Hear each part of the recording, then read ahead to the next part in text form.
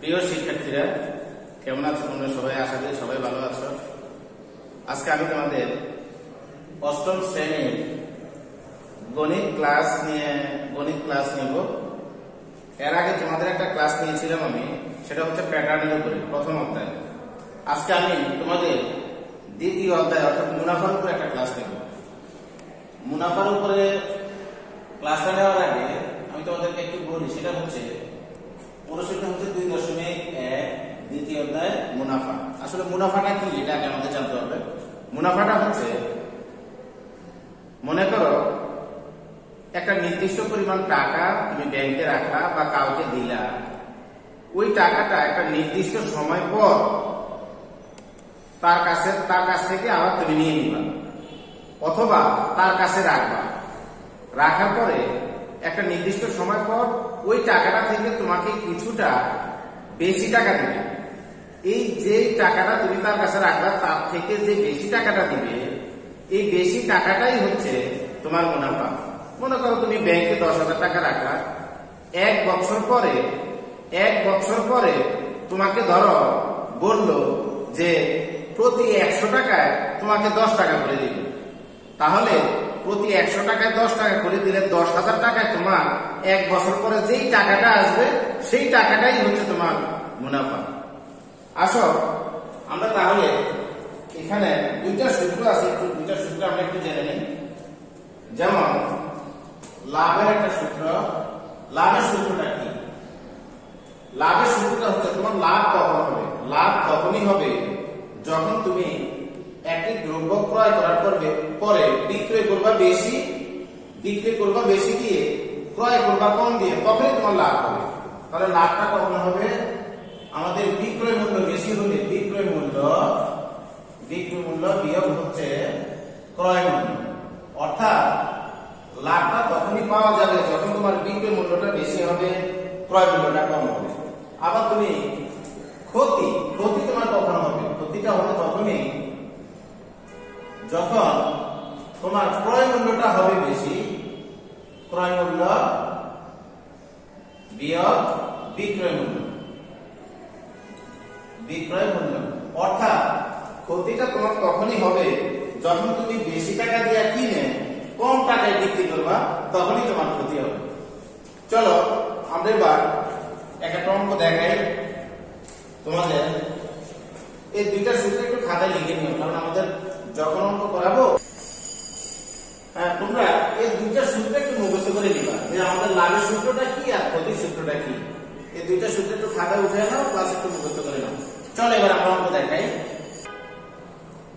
দেখো তাহলে 1 নম্বর অঙ্কটা কি বলছে?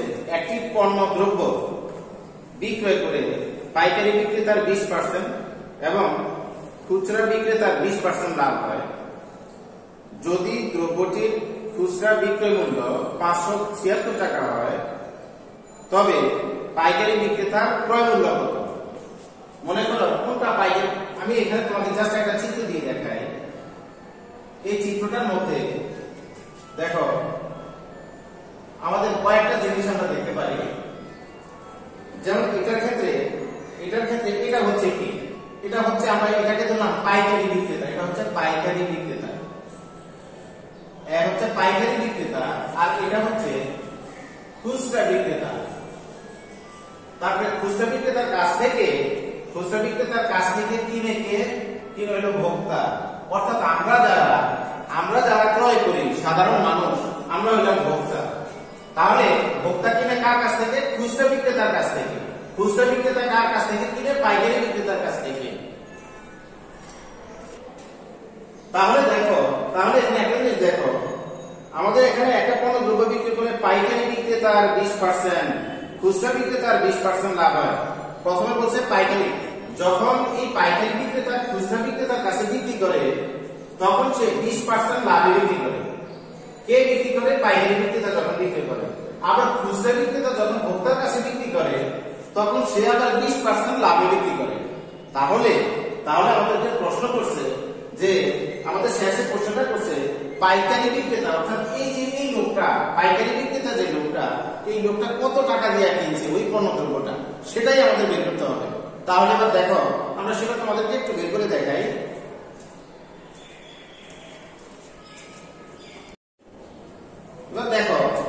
তাহলে আমরা 1 নম্বর অঙ্কটা করব। তোমাদের অনুশীলনী 2.1 এর মুনাফা চ্যাপ্টারের 1 নম্বর অঙ্কটা। 1 নম্বর অঙ্কটা হচ্ছে যে খুচরা বিক্রেতার 20% লাভ হয়, দ্রব্যটির খুচরা বিক্রয় মূল্য হচ্ছে 576 টাকা। তাহলে আমাদের এখানে বিক্রয় মূল্যটা দেওয়া আছে কার? খুচরা বিক্রেতার বিক্রয় মূল্যটা দেওয়া আছে 576 টাকা। তো এবার আমরা লিখব খুচরা বিক্রেতার ক্ষেত্রে,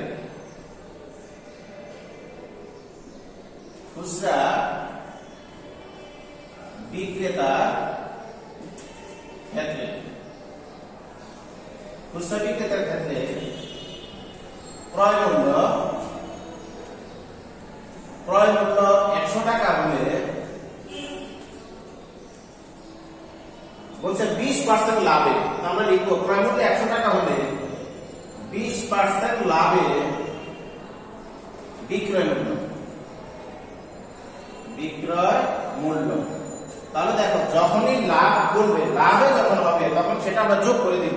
তার সাথে কিনছে 100 টাকা দিয়ে, 20% লাভে, অর্থাৎ প্রতি 100 টাকায় সে 20 টাকা লাভ করছে। অর্থাৎ তাহলে সে 100 যোগ 20 মোট বিক্রি করলো সে কত? মোট সে বিক্রি করলো 120 টাকা দিয়ে। অর্থাৎ 120 টাকা দিয়ে সে পণ্যটা বিক্রি করলো। কিন্তু কিনলো কত টাকা দিয়ে? 100 টাকা দিয়ে। বিক্রি করছে 120 টাকা, তার মানে তার লাভ হয়ে গেল 20 টাকা। এবার দেখো প্রশ্নের মধ্যে একটু খেয়াল করো, সেটা হচ্ছে খুচরা বিক্রয় মূল্য 576 টাকা। বিক্রয় মূল্যটা আমাদের কিন্তু দেওয়া আছে।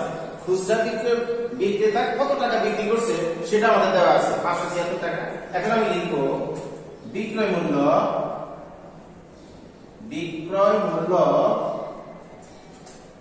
120 টাকা হলে, বিক্রয় মূল্য 120 টাকা হলে ক্রয় মূল্য, এই দেখো বিক্রয় মূল্য হচ্ছে 120 টাকা, কত দিয়ে ক্রয় করছে? 100 টাকা। এজন্য লিখছি বিক্রয় মূল্য 120 টাকা হলে ক্রয় মূল্য হচ্ছে 100 টাকা। সুতরাং বিক্রয় মূল্য 1 টাকা হলে ক্রয় মূল্য কি হবে? তখন হবে কম। যখনই কম হবে তখন ভাগ হয়ে যায়, তখন আমরা ভাগ করবো যখন কম হয়ে যায়। অর্থাৎ উপরে লিখবো 100 আর নিচে লিখবো 120 এত টাকা। সুতরাং বিক্রয় মূল্য, এখন আমি যেটা বলতেছি বিক্রয় মূল্য কার বিক্রয় মূল্য? খুচরা বিক্রেতার বিক্রয় মূল্য। আচ্ছা, খুচরা বিক্রেতার বিক্রয় মূল্য আবার কত? 576 টাকা। 576 টাকা, যে বিক্রয় মূল্য 576 টাকা হলে ক্রয় মূল্য হবে 100 গুণ, দেখো আগে ছিল কম হলে সেটা ভাগ হয়ে যায়, কিন্তু এখন 576 টাকা ক্রয় করলে হবে। বিক্রয় মূল্য যদি 576 টাকা হয় তাহলে ক্রয় মূল্য হবে কি? বেশি। যখনই বেশি হবে তখন সেটা উপরে চলে যাবে, অর্থাৎ 576 হচ্ছে উপরে আর নিচে হচ্ছে 120 এত টাকা। এবার এটাকে আমরা কাটাকাটি করবো। দেখো কাটাকাটি করলে কি হয়?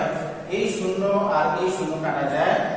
আবার এখানে 6 দুগুণে হচ্ছে 12, 2 দিয়ে যদি কাটি 5 দুগুণে হচ্ছে 10, অর্থাৎ এটাকে আমরা 2 দিয়ে কাটলাম, এটাকে 2 দিয়ে কাটলাম। এবার দেখো 6 দিয়ে দেখি 576 এ ভাগ যায় কিনা।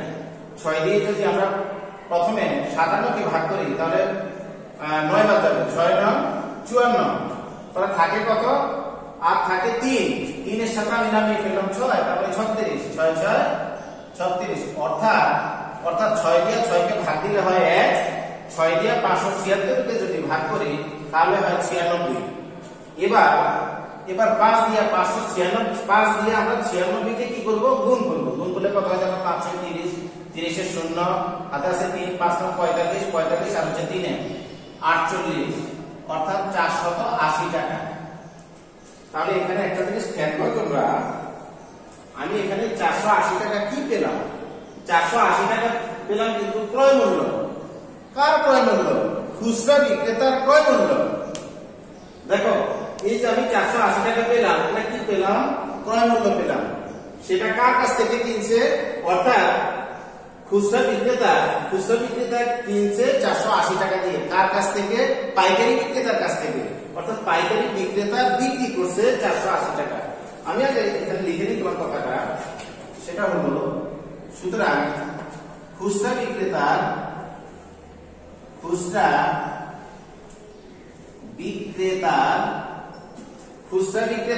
ক্রয় মূল্য খুচরা বিক্রেতার ক্রয় মূল্য হচ্ছে 480 টাকা। অর্থাৎ এখানে লিখব অর্থাৎ পাইকারি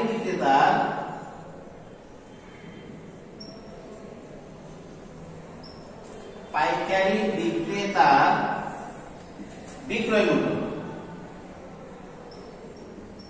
বিক্রয় মূল্য অর্থাৎ যে পাইকারি বিক্রেতা সে বিক্রি করছে 480 টাকা দিয়ে। একজন এখানে ক্রয় করছে আর একজন বিক্রি করছে। খুচরা বিক্রেতা কিনছে 480 টাকা দিয়ে আর পাইকারি বিক্রেতা বিক্রি করছে 480 টাকা দিয়ে। আমার মনে হয় জিনিসটা তোমরা বুঝতে পেরেছ। আমরা এবার আমাদের কিন্তু কাঙ্ক্ষিত অর্থাৎ যে জিনিসটা বের করতে বলছে সেটা আমাদের এখনো বের করা হয়নি। আমাদেরকে প্রশ্নে বের করতে বলছে যে পাইকারি বিক্রেতা ক্রয় মূল্য কত, অর্থাৎ পাইকারি বিক্রেতা কত টাকা দিয়ে কিনেছে সেটা আমরা এখন বের করব। এবার দেখো তাহলে আমরা লিখব আগে লিখছি আমরা কার ক্ষেত্রে, খুচরা বিক্রেতার ক্ষেত্রে। এবার আমরা লিখব পাইকারি বিক্রেতার ক্ষেত্রে। পাইকারি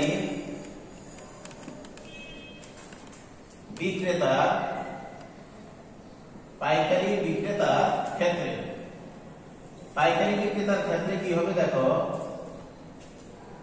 পাইকারি বিক্রেতা 20% লাভে সে কি করছে, একটা দ্রব্য সে বিক্রি করছে 20% লাভে। আমরা লিখব ক্রয় মূল্য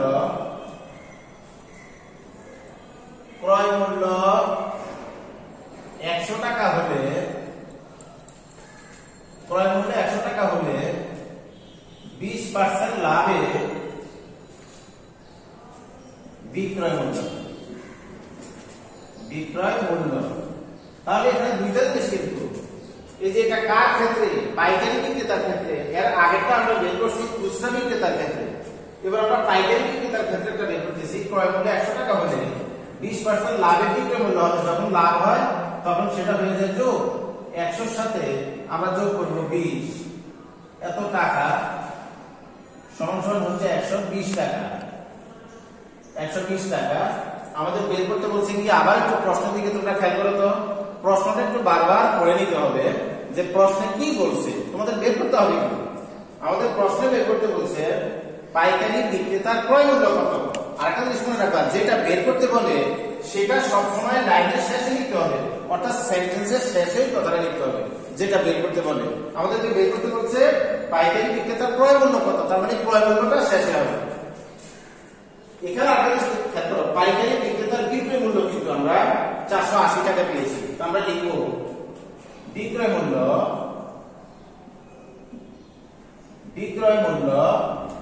120 টাকা হলে,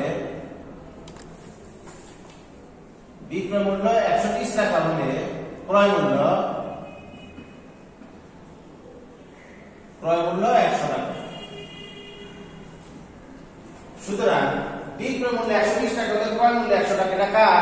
এটা হচ্ছে পাইকারি বিক্রেতার ক্ষেত্রে। সুতরাং বিক্রয় মূল্য 1 টাকা হলে ক্রয় মূল্য উপরে হবে 100 আর নিচে হবে 120। কেন এটাকে ভাগ করলাম? কারণ বিক্রয় মূল্য 120 টাকা হলে ক্রয় মূল্য 100 টাকা। বিক্রয় মূল্য যদি 1 টাকা হয় তাহলে ক্রয় মূল্য হবে আরো কম, আর কম হলে সেটা সবসময় ভাগ হয়ে যায় এত টাকা। সুতরাং বিক্রয় মূল্য এখন দেখো তো কত। এই যে পাইকারি বিক্রেতার বিক্রয় মূল্য আমরা পেয়েছি 480 টাকা।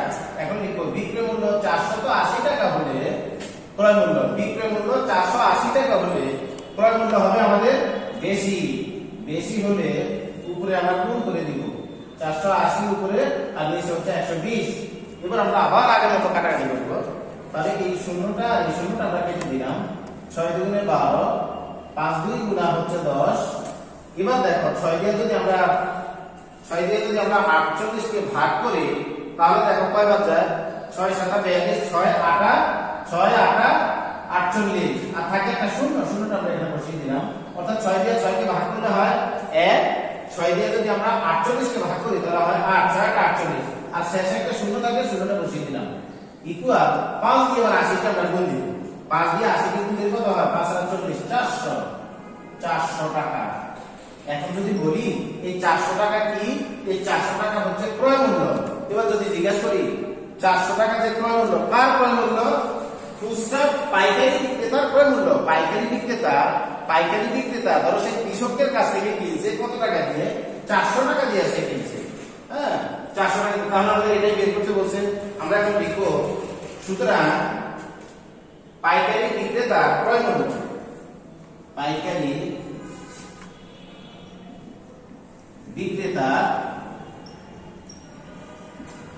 বিক্রেতার ক্রয় মূল্য 400 টাকা। 400 টাকা। তাহলে উত্তর 400 টাকা। আমরা মাত্র একটা অঙ্ক দেখালাম, তোমাদের আরো অঙ্ক দেখাতে এখানে চাচ্ছিলাম কিন্তু সময় স্বল্পতার কারণে আজকে আর দেখাতে পারলাম না। তবে আমরা এই মুনাফা চ্যাপ্টারের উপরে আমরা আরো অঙ্ক করাবো সামনে, তোমরা ক্লাসগুলো একটু ভালোভাবে দেখবা। আমি এখন 1 নাম্বার অঙ্কটা করালাম, তারপরে সিরিয়ালি আমি আরো অঙ্ক করাবো। এগুলি খুবই ইম্পর্টেন্ট অঙ্ক, পরীক্ষায় আসার মতো। তোমরা অঙ্কগুলি অত্যন্ত মনোযোগ সহকারে দেখতে হবে। তো আশা করি তোমরা সবাই অঙ্কটা ভালো বুঝতে পেরেছো। তারপরেও যদি বুঝতে অসুবিধা হয় আমাকে জানাবা, কমেন্টস বক্সে জানাবা। দরকার ক্লাসটা আবার নেওয়ার চেষ্টা করবো, যেভাবে তোমরা ভালো বুঝো সেভাবেই নেওয়ার চেষ্টা করবো। তো আজ এই পর্যন্তই। তোমরা ভালো থাকো, সুস্থ থাকো। আল্লাহ হাফেজ।